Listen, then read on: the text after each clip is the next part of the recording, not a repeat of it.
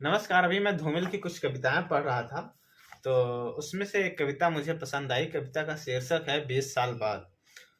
दरअसल ये 20 साल बाद, आज़ादी के 20 साल बाद की कविता है। और ये 20 साल बाद मोदी जी का 70 साल है, और हम लोगों के लिए, जबकि हम ये कविता पढ़ रहे हैं और आप जब ये कविता सुनेंगे तो ये आपके लिए 78 साल बाद होगा।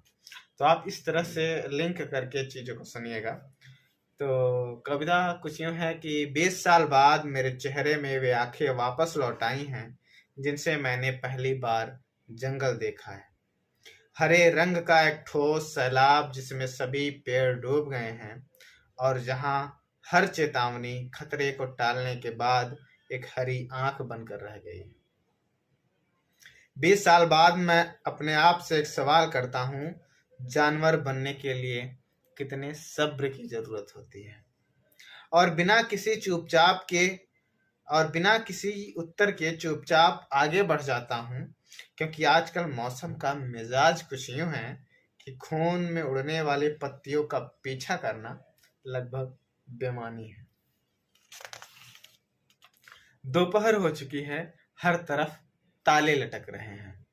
दंगे के बाद का पूरा माहौल इमेजिन कीजिएगा कि दोपहर हो चुकी है, हर तरफ ताले लटक रहे हैं। दीवारों से चिपके गोली के छर्रों और सड़कों पर बिखरे जूतों की भाषा में एक दुर्घटना लिखी गई है। हवा से फड़फड़ाते हुए हिंदुस्तान के नक्शे पर गाय ने गोबर कर दिया है।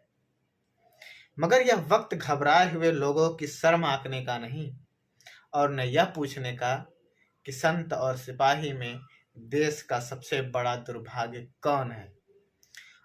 वापस लौटकर छोटे हुए जूतों में पैर डालने का वक्त यह नहीं है।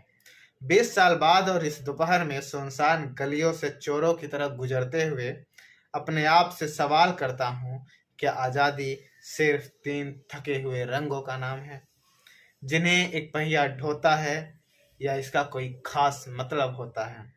और बिना किसी उत्तर के चुपचाप आगे बढ़ जाता हूँ। धूमिल। शुक्रिया।